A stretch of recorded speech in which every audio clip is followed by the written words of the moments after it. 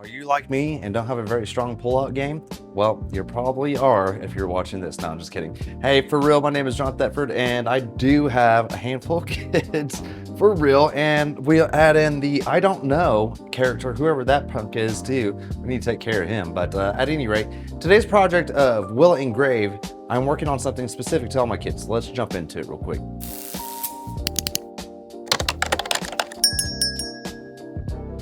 So today's episode of Will It Engrave, we have these dog tags here that I had ordered, and they all come with the little chains.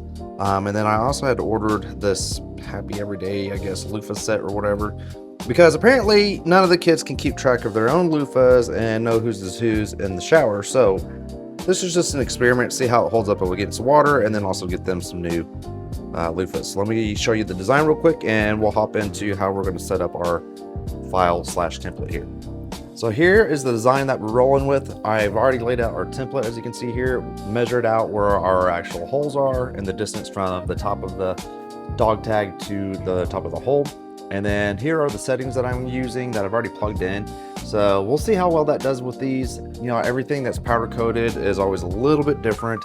So we'll get our template cut out of our paper and get these loaded up and go ahead and run those and see what they look like. Get the rest of this stuff out of the way real quick. Now what I'm going to do is go ahead and line up my laser and tell it where to start from by setting the origin. And we'll go ahead and focus just the paper real quick at 3 millimeters.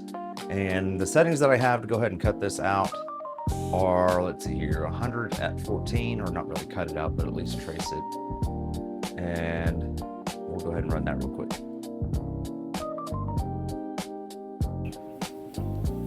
So we're not going for anything special here. We're just testing. So this is why I'm doing my template in the fashion that I am. So now we got those lined up. We can go ahead and get everything lined out with these guys. These little fellows right here. And we'll go ahead and refocus to that as well as turn down our air. So BRB. I was doing something else, so both of our air systems are turned all the way up. Let's get that turned down so we don't blow everything out. So for the sake of this test, I also have some other projects, and it's not the end of the world, but I'm going to go ahead and keep my skinny nozzle on here, and we'll focus to 3 millimeters with our little block here. Typically what I would do is turn off the air and put on the wide nozzle, but I do know we should be able to get away with this and it not be the end of the world. So there are advantages to going with the wide nozzle, just to ensure that you don't get some weird like shading and all that fun stuff from any type of particles that are blowing out. But be it that it's metal, if we need to clean it, we can, and it's way easy to do that. So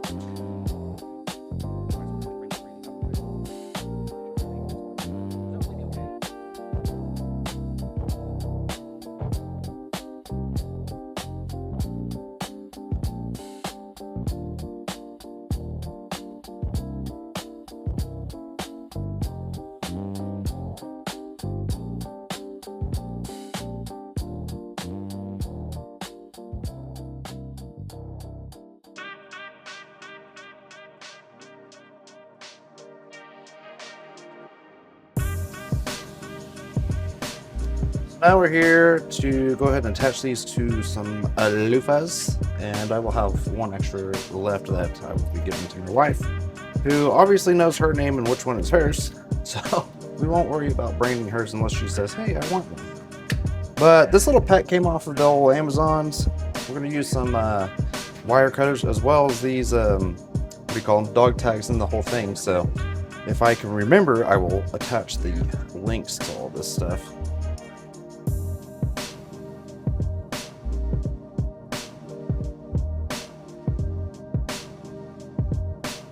Now I have no idea how well this is going to hold up in the shower, and I'm not going to worry about like clear coating or any of that jazz.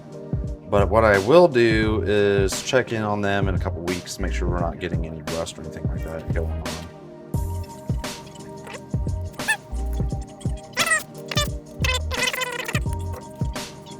Now make sure whenever you go cut it that you have the actual little attachment piece for it. Otherwise, you'll have to recut it again. And if you don't have a pair of these wire strippers, cutters, I'm sure you can use them with a decent pair of scissors. And all you're doing is cutting in between these little barbs here.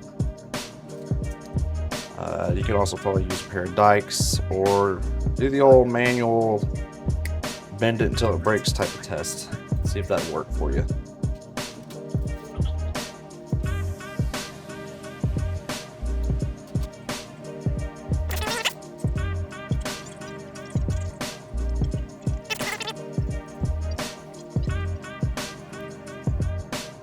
All right, so now we got Zayden, Zadok, and Xander's all ready to go. We're gonna go give it up to them, and hopefully they enjoy it. But I don't think we'll have any problems with this, other than maybe some hard water deposits kind of getting on there at some point in time, and the soap and all that jazz. But at least now they will not have any excuses as to we don't know who's loofas, who's blah blah blah. And if I see it on the ground, I can blame them real quick.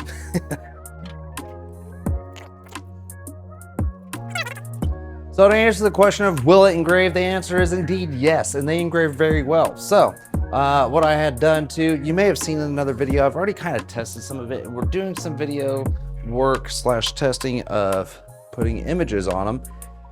We're going to try to test that a little bit further later on down the line, but for right now, short answer is yes. Get them on Amazon. They're pretty cheap. If you have something that you need to label and or make for somebody else, or just make a cool design for and give it as a regular dog tag, perfect little gift. All right, with that, we'll see you on the next one. Are you like me and have a ton of little sex trophies running around? No, I'm just kidding.